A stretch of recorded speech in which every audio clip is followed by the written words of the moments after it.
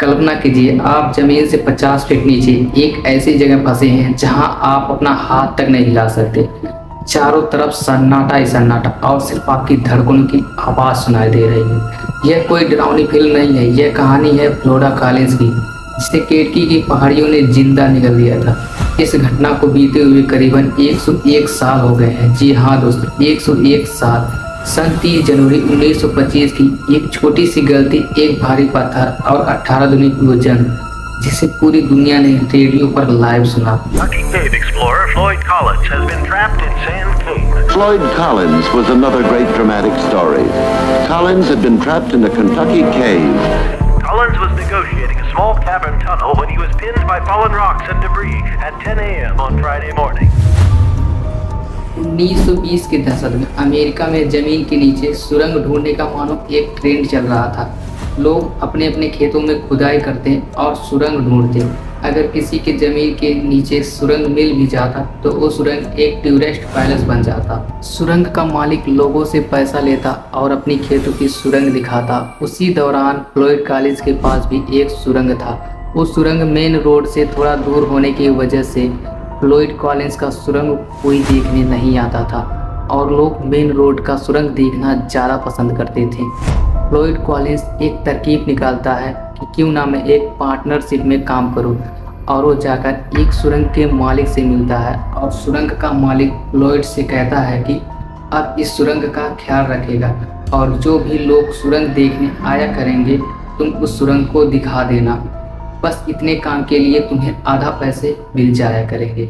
एक दिन फ्लोयड ने अपने मालिक से कहा कि क्यों ना मैं एक बार पूरी सुरंग की जांच कर लेता हूं, ताकि लोगों को सुरंग दिखाने में आसानी हो। सुरंग का मालिक और फ्लोयड ये बात अच्छे से जानते थे कि सुरंग के अंदर एक सबसे खतरनाक हिस्सा था, जहां से एक दुबला पतला इंसान ही अपने पेट के बल रेंगते हुए जाना पड़ता था। फ्लोयड एक लैम्पटेन उठाता है और सुरंग को एक्सप्लोर करने के लिए अपने पेट के बल रेंगते हुए उस सुरंग में चल पड़ता है। उसे क्या पता था वो जिस सुरंग में जा रहा है वो सुरंग आगे कैसी होगी। फ्लोयड बिल्कुल सांप की तरह पेट के बल लेट कर जमीन से सट कर रेंगते हुए उस सुरंग में लगभग 50 फीट के अंदर तक पहुंच गए थे। वहां उन्होंने एक गहरी खाई और एक बड़ा चैम्बर कमरा देखा। तभी अचानक लैम्पटेन की रोशनी कम होने लगी। इसी हड़बड़ी में जब वह पीछे की तरफ रेंगते हुए निकल रहे थे, तभी उनका पैर दीवार से टकरा जाता है और उनके हाथ से लैम्पटेन छूटकर गिर जाता है और बुझ जाता है। उस सुरंग में इतना अंधेरा हो जाता है कि एक अंगुलियां भी दिखाई नहीं दे रही। फ्लोयड फिर भी घबराता नहीं है, क्योंकि उसने ऐसे पहले भी कई संकटों का सामना कर चुका था। फ्लोयड जब उस अंधेरे सुरंग से पीछे की तरफ देखते हुए निकल रहे थे, तभी अचानक उनके दोनों पैरों पर एक भारी पत्थर गिर जाता है और वो पत्थर ऐसे जाकर दोनों पैरों के पीछे फंस जाता है। फ्लोयड अपना पैर खींचने की कोशिश की, लेकिन वो भारी पत्थर उनके पैरों को ऐसा जकड़ा हुआ था मानो जैसा कोई लोहे की जंजीर की तरह बन चुका था।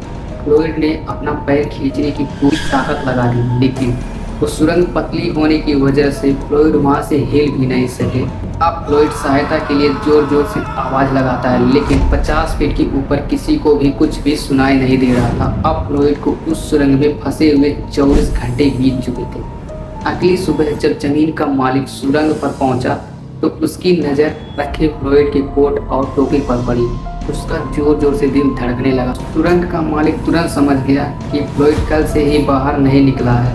उसने सुरंग के मुहाने पर से झुककर जोर से चिल्लाया, फ्लोयड क्या तुम अंदर हो? एक गहरी खामोशी को चीरती हुई नीचे से एक बहुत धीमी थरथराती हुई आवाज आई, बचाओ मुझे, मैं यहाँ फंस गया हूँ, मेरा पैर एक पत्थर के नीचे दब गया है। मालिक बदहोश होकर गांव की तरफ भागा। देखती ही देखती एक खबर पूरी जंगल में आग की तरह फैल गई।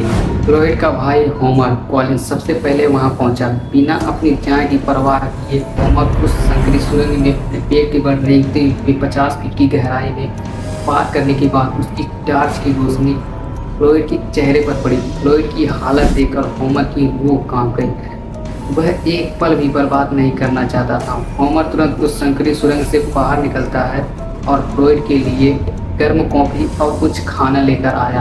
वह जानता था कि नीचे कड़ाके की ठंड और फ्लोइड का शरीर जम रहा होगा। वह फिर से उसी मौत की सुरंग में उतर गया। होमर पहले फ्लोइड को गर्म कॉफी और कुछ खाना देता है। फ्लोइड थरथराती हुई आवाज में अपने भाई से कहा, होमर, मेरा पैर इस पत्थर ने जकड़ लिया है, मैं हिल भी नहीं पा रहा हूँ, मुझे यहाँ से निकालो। होमर फ्लोइड को अपने हाथ से पकड़कर हिलाकर निकालने की कोशिश करता है। कोशिश करते करते अब फ्लोइड को उस सुरंग में फंसे हुए 48 घंटे यानी 2 दिन बीत चुके थे। अब फ्लोइड की हालत बिगड़ रही थी और दुनिया के इतिहास में पहली बार किसी रेस्क्यू टीम को लाइव किया जा रहा था। अब होमर फ्लोइड को इस सुरंग से बाहर निकालने के लिए एक तरकीब लगाता है। होमर पहले उस सुरंग से बाहर निकलता है और छीनी हथौड़ी लेकर वह फिर से उसी मौत की सुरंग में उतर जाता है। अब फ्लोइड को सुरंग से बाहर निकालने के लिए होमर दीवार पर वार करता है और पूरी सुरंग किसी पुराने खंडहर की तरह हिलने लगती है और सुरंग की भी दीवारें भी चटकने लगती है। डर इस बात का था कि कहीं ये सुरंग ढह ना जाए और फ्लोइड उस सुरंग के नीचे दबकर मर न जाए। अब फ्लोइड को उस सुरंग से बाहर निकालने का यही मिशन फेल हो जाता है। अब फ्लोइड को उस सुरंग में फंसे हुए 120 घंटे यानी 5 दिन बीत चुके थे। सुरंग पतली होने की वजह से फ्लोइड करवट भी नहीं बदल पा रहा था। अब फ्लोइड का भाई होमर पूरी तरह से हिम्मत हार चुका था। ये सुरंग मेन रोड के बिल्कुल पास थी, इसीलिए वहाँ बहुत सारे लोग भीड़ जमा हो गई थी। लोग फ्लोइड की मदद तो करना चाहते थे, लेकिन इस संकरी सुरंग को देखकर लोगों की रूह कांप जाती थी और वो लोग वहीं से वापस लौट आते थे। ऐसे करते करते समय बीतता जा रहा था। अब फ्लोइड को उस सुरंग में फंसे हुए 144 घंटे यानी 6 दिन बीत चुके थे। उस 9 इंच की स्पीड होल में फ्लोइड का भाई होमर के अलावा उस सुरंग में कोई और नहीं जाता था। लेकिन एक रिपोर्टर फ्लोइड का इंटरव्यू लेने के लिए इतना उतावला था कि वो 9 इंच की स्पीड होल में इस पतली सी सुरंग में अपने पेट के बल रेंगते हुए वो फ्लोइड के पास पहुंचा और फ्लोइड का इंटरव्यू लेता है। वो रिपोर्टर सुरंग से बाहर आता है और उस खबर को अखबार में छापता है। देखते ही देखते ये न्यूज पूरी तरह से वायरल हो जाती है और हजारों की संख्या में उस जगह को देखने के लिए लोगों की भीड़ इकट्ठा होने लगती है, ये देखने के लिए कि फ्लोइड कॉलिंस उस सुरंग से कैसे बाहर निकाला जाएगा। अब फ्लोइड को एक रस्सी से बांध कर निकालने का प्लान बनाया जा रहा था। एक रेस्क्यू टीम उस सुरंग में उतर जाता है और फ्लोइड के शरीर में एक रस्सी बांध देता है। अब फ्लोइड को जोर से खींचा जाता है। अब फ्लोइड दर्द के मारे चीखने लगता है। यह मंजर इतना खौफनाक था कि वहां खड़े लोगों की रूह कांप गई। फ्लोइड की चीखें और उसकी शारीरिक हालत को देखते हुए इस रस्सी वाले मिशन को भी रोकना पड़ा। उस चीख के बाद सुरंग में एक गहरा सन्नाटा छा गया। वह सन्नाटा पहले से भी ज्यादा डरावना था। फ्लोइड अब इतना थक चुका था कि उसमें चीखने की भी हिम्मत नहीं बची थी। ऐसे करते करते फ्लोइड को उस सुरंग में फंसे हुए 264 घंटे यानी 11 दिन बीत चुके थे और सुरंग में भी ठंड बहुत ज़्यादा थी। फ्लोइड को गर्म रखने के लिए वहाँ एक बल्ब लगा दिया जाता है। समय रेत की तरह हाथों से फिसलता जा रहा था, लेकिन फ्लोइड को उस सुरंग से बाहर निकलने का कोई तरीका काम नहीं आ रहा था। लेकिन अंदर मौत का खेल शुरू हो चुका था। एक रेस्क्यू टीम का एक मेंबर रेंगते हुए उस संकरी सुरंग के भीतर गया। टीम का वह सदस्य जब मलबे के बीच से फ्लोइड तक पहुंचने की आखिरी कोशिश करता है तो एहसास होता है कि स्थिति अब हाथ से निकल चुकी है। ऊपर से गिरती मिट्टी और पत्थरों की आवाज सुरंग में गूंज रही थी। फ्लोइड को अब पूरी तरह से समझ आ गया था कि अब उसका बचना मुमकिन नहीं है। वह जान चुका था कि यह सुरंग किसी भी पल ढह सकती है। तभी अचानक ऊपर से पत्थरों के छोटे छोटे टुकड़े गिरने लगते हैं। ये सब देखकर रेस्क्यू मेंबर पीछे की तरफ तेजी से बाहर निकल जाता है। तभी एक जोरदार आवाज हुई। सुरंग का एक बड़ा हिस्सा नीचे गिर जाता है। अब फ्लोइड तक पहुंचने का आखिरी रास्ता भी हमेशा के लिए बंद हो जाता है। अब फ्लोइड का बाहरी दुनिया से संपर्क पूरी तरह से टूट चुका था। अब फ्लोइड को बचाने के लिए इंजीनियरों ने एक आखिरी और एक बहुत बड़ा फैसला लिया। प्लान यह था कि ऊपर से खुदाई करके फ्लोइड तक पहुंचने का एक रास्ता बनाया जाए और फ्लोइड को बाहर निकाला जाए। लेकिन सवाल यह था कि सुरंग के ऊपर खुदाई कैसे की जाए। भारी मशीनों से खुदाई करके काम घंटों खत्म हो सकता था और फ्लोइड तक पहुंचने का रास्ता तेजी से बनाया जा सकता था। लेकिन इंजीनियरों के माथे पर पसीना था। उन्हें डर इस बात का था कि कहीं ये भारी मशीन से पैदा होने वाला कंपन उस कच्ची सुरंग को फ्लोइड के ऊपर ढह ना जाए।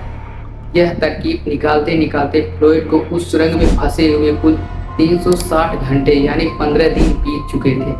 अंत में बचाव दल ने एक बहुत ही कठिन रास्ता चुना। हाथों से खुदाई करके फ्लोइड तक पहुंचने का काम शुरू हो चुका था। हजारों टन मिट्टी और पत्थरों को हाथों से हटाया जा रहा था। इंजीनियरों ने यह अनुमान लगाया कि इस काम को करीबन 24 घंटे का समय लगेगा, लेकिन सवाल यह था कि क्या फ्लोइड उस तंग सुरंग में इतनी देर तक बच पाएगा। और जो लाइट बल्ब फ्लोइड को गर्म रखने के लिए उसके पास में लगाया गया था वो अभी भी काम कर रहा था। अभी तक जो काम 24 घंटों में हो जाना चाहिए था उस काम को करने में 48 घंटे लग गई थी। 18 दिनों के बाद रेस्क्यू टीम फ्लोइड के पास पहुंची, तब तक फ्लोइड की डेथ हो गई थी। जब मेडिकल चेकअप हुई तो डॉक्टरों ने बताया कि रेस्क्यू टीम के पहुंचने से करीबन 3 दिन पहले ही फ्लोइड की सांसें थम गई थी। यानी जब ऊपर हजारों लोग तमाशा देख रहे थे तब तक फ्लोइड अपना दम तोड़ चुका था।